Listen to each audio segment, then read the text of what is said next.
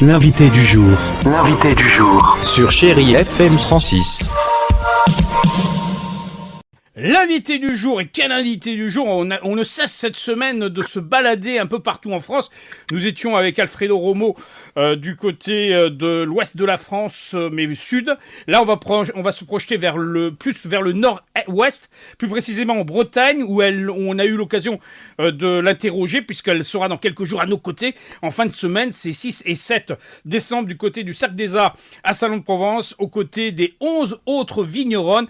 J'ai le plaisir et l'honneur, pour ceux qui nous écoutent et ceux qui nous regardent, de vous présenter Agathe. Bonjour Agathe. Bonjour. Alors Agathe, c'est le domaine de l'Oribel. Alors c'est Villa Tempora, le nom de... Oui, mais le domaine...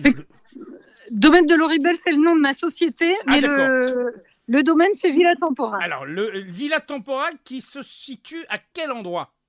Alors, nous sommes à Pézenas. Voilà. Donc, Pézenas, c'est à l'est de Béziers. On est à un petit quart d'heure de Béziers, juste au-dessus de Agde. Voilà, mais tout le monde qui nous regarde et qui nous écoute, qui sont du terroir de Provence et d'Occitanie, connaissent quand même la région de Pézenas. Hein. C'est assez connu, oui. Voilà, alors il faut dire qu'ici, dans le sud de la France, on a un avantage, c'est qu'on est vraiment dans les fiefs du vin et surtout des vigneronnes qu'on met à l'honneur. Alors, qu'est-ce qui a amené Agathe à devenir vigneronne ? Oula, alors moi, c'est un changement de vie qui s'est opéré. À 360 degrés, plus ? Pas mal, oui, parce que je travaillais dans l'humanitaire et le développement. Oula, oui. Voilà, dans le secteur des médias, d'ailleurs. En plus. Donc, une confrère. Exactement, j'ai pas mal bossé en radio. Ah, mais voilà. Mais maintenant, la radio, elle est un peu médiatisée à travers les réseaux sociaux. Donc, on entend et on voit. Oui, je vois ça. C'est un peu nouveau pour moi. D'accord. Et donc, j'ai beaucoup travaillé à l'étranger parce que voilà, j'ai beaucoup voyagé. Et quand je suis rentrée en France avec mon mari que j'avais rencontré en Afghanistan, à Kaboul. Oui, c'est quand même pas mal. D'accord. On est rentrés tous les deux en France et voilà, c'est posé un petit peu la question de l'après. On avait envie de se poser en France, de fonder une famille, etc. Et le retour en France s'est fait assez naturellement. Et puis cette envie de s'enraciner, de se poser et de se vouer à une passion qu'on avait commune, qui était la passion pour le vin. Alors, entre amour et terroir, on pourrait résumer ainsi, en tout cas, cette passion. Un petit peu, oui. Un petit peu, parce que effectivement, ça a commencé par donc, cette histoire d'amour. Et puis, c'est aussi notre amour du vin. Et on est arrivé dans le sud de la France pour la reconversion, les études à Montpellier, etc. Et on est tombé effectivement amoureux de cette région de l'Hérault. Et voilà, on commençait à chercher. Et du sud. Et du sud en général, effectivement. Et c'est vrai que voilà, la vie dans l'Hérault, il y a quelque chose d'assez magique et qu'on retrouvait un petit peu de ce qu'on avait vécu à Kaboul. Enfin, croyez-le ou non. Oui, mais c'est le soleil tous les jours. C'est ça le problème. On a le soleil. Aujourd'hui, on a le soleil. Exactement. Et en fait, à Kaboul, tous les jours, il y a un soleil magnifique. D'accord. Et ça, c'est un truc qu'on a retrouvé et qui, voilà, je sais pas, il y a quelque chose qui s'est passé. On s'est attaché à cette région. Et de ce fait, vous êtes lancé dans ce qu'on appelle la viticulture biologique. Exactement, ouais. La viticulture bio. Pour moi, le bio, c'est une évidence parce que quand on se lance donc dans le vin en 2000, donc c'était en 2017. Hein, oui. Le bio, c'est une évidence. C'est très récent. Hein. 2006, votre début, en tout cas du côté de l'Hérault, et 2007, vous êtes engagé sur ces cépages. Ouais, 2017, ouais. Et donc le bio pour nous c'était une évidence. D'accord. Voilà, on reprend pas un domaine enfin voilà. Donc il existait, le domaine existait. Le domaine existait, il a été créé au début des années 2000. Il est en bio depuis 2011. Et nous, donc, nous l'avons repris en 2017. Alors, ce sont des assemblages entre Mourvèdre, Syrah, Grenache et Carignan.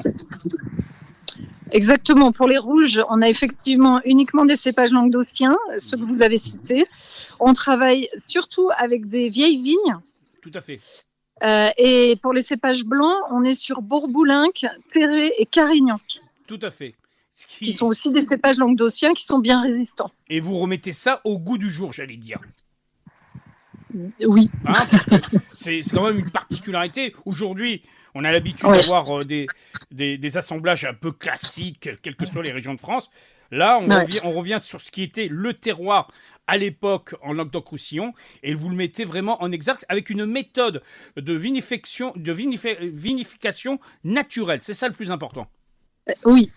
Pour nous, c'est assez important. On est très engagés dans notre démarche, aussi bien en viticulture, en bio, où voilà, on fait des traitements, mais de façon très parcimonieuse, très ciblée. On utilise le calendrier lunaire, Oui. parfois des décoctions de plantes, des choses comme ça. Et en cave aussi, où on est sur des taux de sulfite assez bas. Les vins ne sont ni collés ni filtrés. Alors pour nous, c'est extrêmement important d'avoir des vins qui sont droits, qui sont stables. Donc on traque vraiment les défauts, on fait très attention, mais on met juste ce qu'il faut.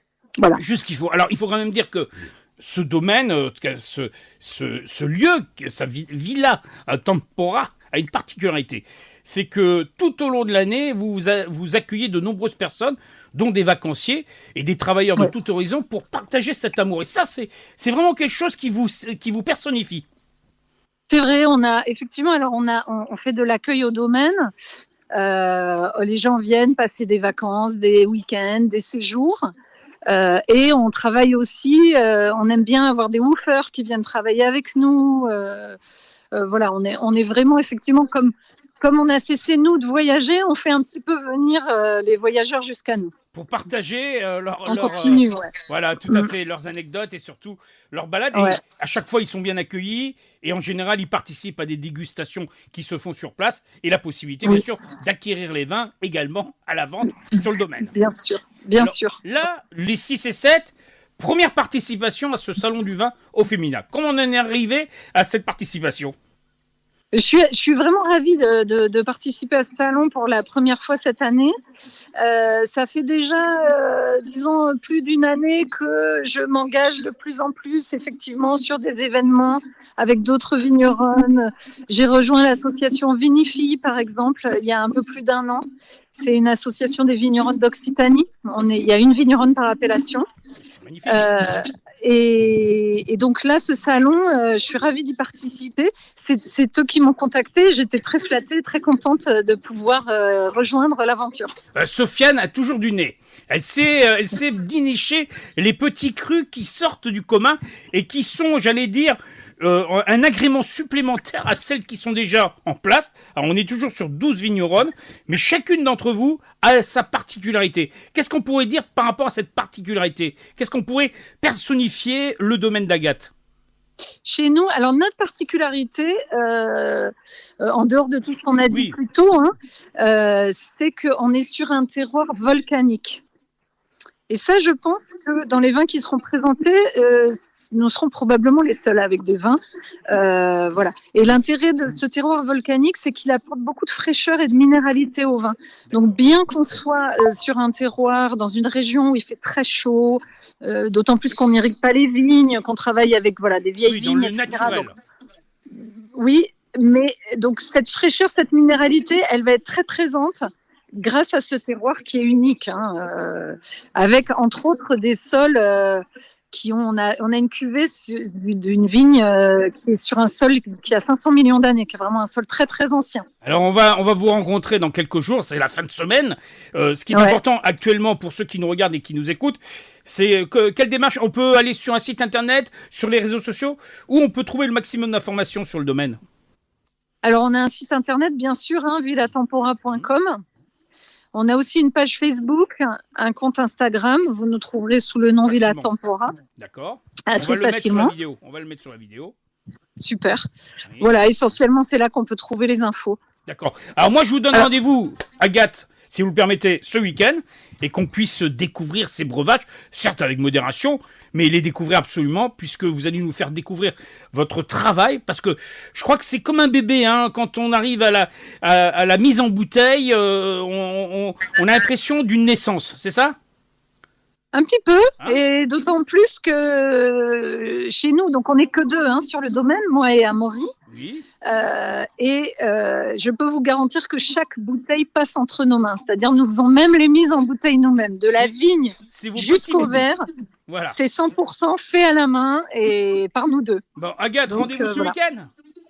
Avec grand plaisir. Voilà, on remercie Agathe qui nous a accueillis. Alors là, elle était en Bretagne, hein, vous avez les images derrière. Oui, je suis en tournée, j'habite pas ici. Hein. Oui, je me doute. Le village où vous êtes, c'est j'ai oublié le nom, ça y est, je vous l'ai dit au début. Oui, mais c'est en Bretagne. Hein, c'est en Bretagne. Voilà, l'important c'est que c'est en Bretagne, c'est tout ce qui importe. En attendant, je vous souhaite une belle continuation pendant les quelques jours qui nous séparent du salon. Et on se retrouve dès samedi matin du côté du Cercle des Arts. D'accord ? Merci beaucoup et à samedi. Merci Agathe, c'était le salon du vin au féminin, vous le savez, 6 et 7, on vous attend au Cercle des Arts à Salon de Provence, plus d'informations sur les sites internet qu'on vous a déjà précités et on vous donne rendez-vous bien sûr ce week-end pour nous rejoindre et pour apprécier la découverte de tous ces cépages. En attendant, on vous souhaite un excellent début d'après-midi sur Chérie FM et Tortebert. L'invité du jour. L'invité du jour. Sur Chérie FM 106.